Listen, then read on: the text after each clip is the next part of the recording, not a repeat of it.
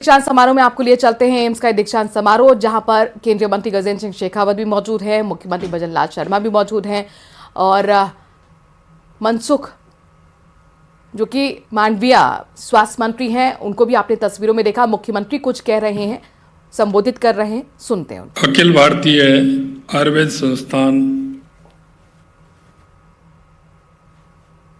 के इस चौथे दीक्षांत समारोह में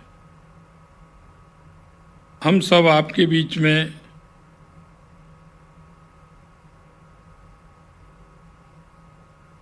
हमारे स्वास्थ्य परिवार कल्याण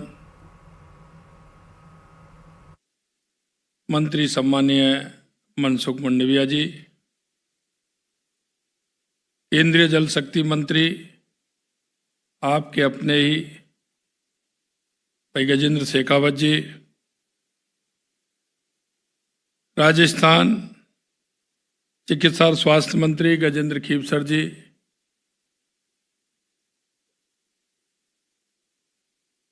हमारे राजस्थान संसदीय एवं कानून मंत्री जोगाराम पटेल जी, हमारे पार्टी के वरिष्ठ नेता राज्यसभा सांसद सम्मानीय राजेंद्र गहलोत जी,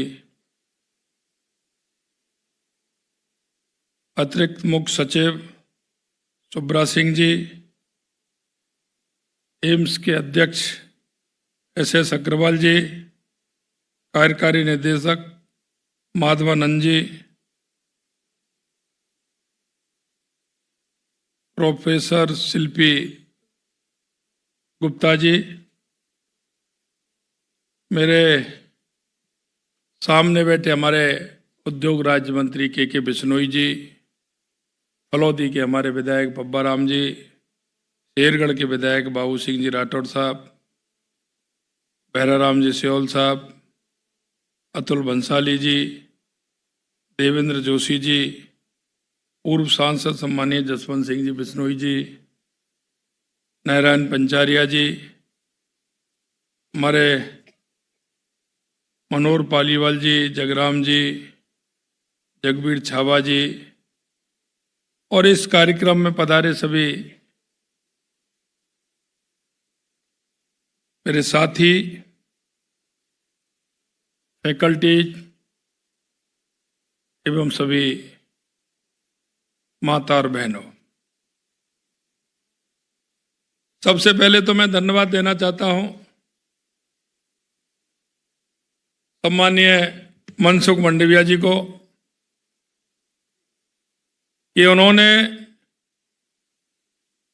इस कार्यक्रम में आने की स्वीकृति दी और एक बार आपसे भी अपेक्षा करता हूं एक बार जोरदार तालियों के साथ उनका स्वागत और अभिनंदन।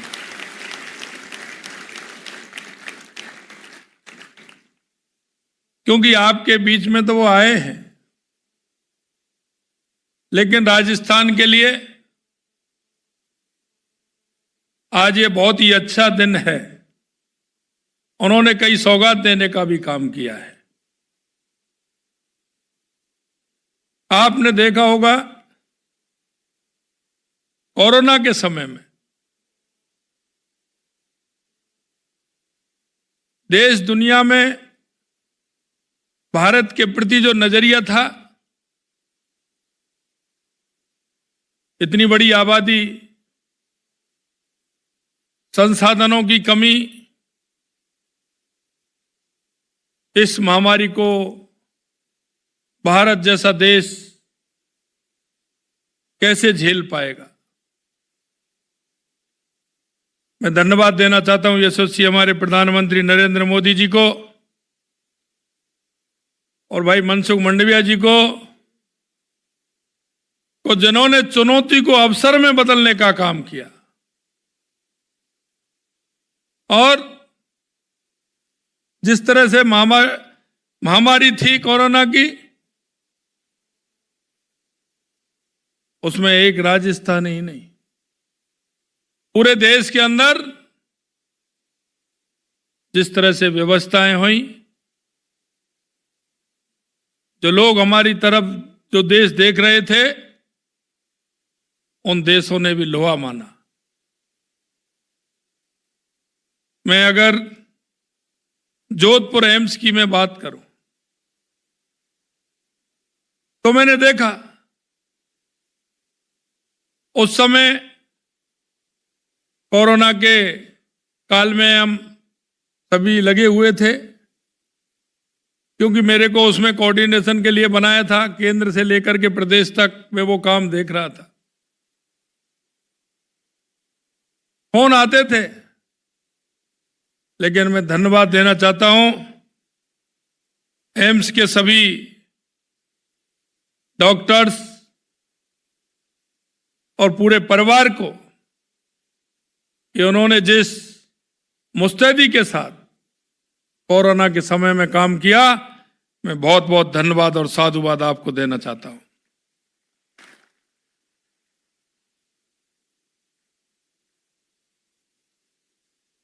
प्रधानमंत्री जी के नेतृत्व में देश में चिकित्सा मानकों में बेहतर हुआ है। यही नहीं मित्रों, हर क्षेत्र में, क्योंकि 2014 से पहले अगर हम बात करें तो देश में 381 मेडिकल कॉलेज थे और आज 706 मेडिकल कॉलेज हैं। यह ऐतिहासिक काम देश के यशस्वी प्रधानमंत्री नरेंद्र मोदी जी ने किया है।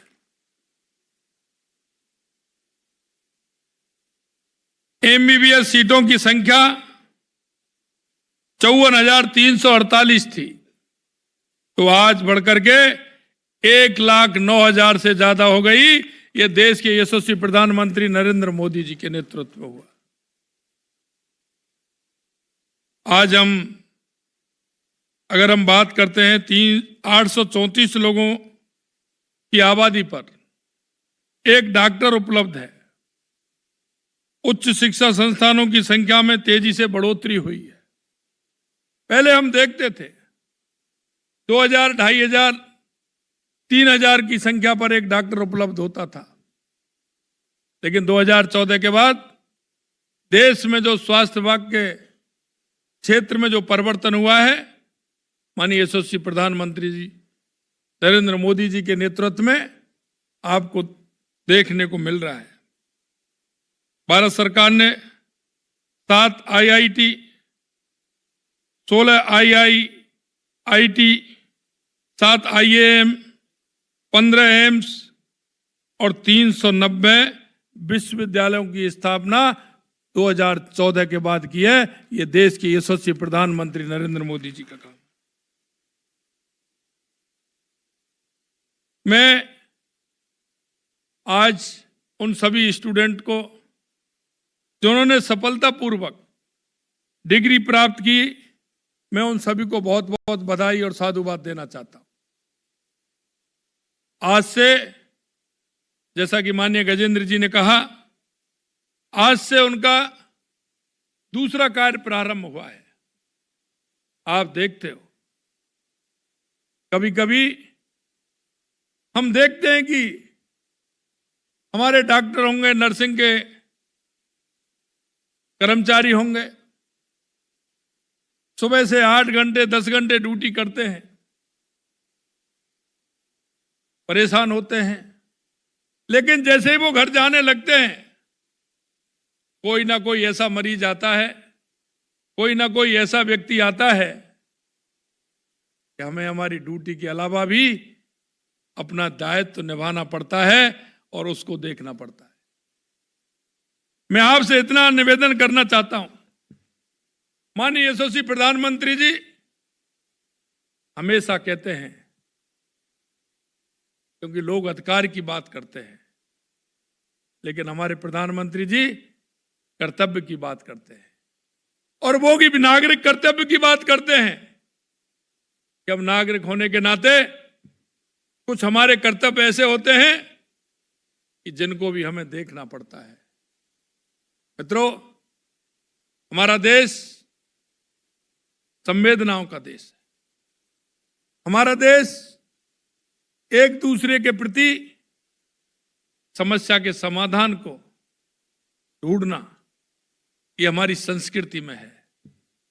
हमारी संस्कृति कहती है, अगर कोई हमारे पास आया है तो हम पर भरोसा करके आया है। वो अगर हम पर भरोसा करके आया है क्योंकि वो अभाव में आया है। मैं आपसे इतना ही निवेदन करना चाहता हूं, अगर वो अभाव में आया है तो आप भाग्यशाली हैं। अगर वो आपके भाव में आया है तो आप अति भाग्यशाली हैं। कोई भी इस तरह का व्यक्ति अगर हमारे पास आता है तो उसकी सेवा का दायित्व हमारा बनता है। इसलिए मैं उन सभी स्टूडेंट से जो आज यहां से विदाई ले रहे हैं, मैं उनसे इतना निवेदन करना चाहता हूं, आज से उनकी जिम्मेदारी और बढ़ जाती है। और वो जिम्मेदारी का एहसास ऐसे नहीं होता है। हम जीवन भर जब काम करते हैं, हमारे जीवन का निचोड़ आता है। वो एक दिन में नहीं होता, वो 10 साल में, 15 साल में, 20 साल में हम जब किसी भी क्षेत्र में काम करते हैं तो लोगों में हमारी पहचान बनती है। लोग हमको किस दृष्टि से देख रहे हैं, ये पहचान बनाना हम स्वयं का, सभी का कर्तव्य होता है। गांव ढाणी में जाने वाले आप देखेंगे, गांव ढाणी में जाने वाले वो सभी हमारे स्वास्थ्य कर्मी होते हैं। गांव के लोग उनका कितना सम्मान करते हैं। जब वो गांव में जाते हैं तो उनको भगवान की तरह देखते हैं। अगर कोई घर में बुजुर्ग बीमार होता है, हमारी माताएं बीमार होती हैं, हमारे बुजुर्ग बीमार होते हैं, तो जिस दृष्टि से देखते हैं, हम सभी का दायित्व बनता है। मैं आज के मौके पर आपसे इतना निवेदन करना चाहता हूं कि हम इन सारी बातों को ध्यान में रखते हुए हमारा कर्तव्य को भी हम आगे बढ़ाने का काम करेंगे। आज 241 करोड़ रुपए से अधिक के लगभग 70 कार्यों का लोकार्पण किया गया है।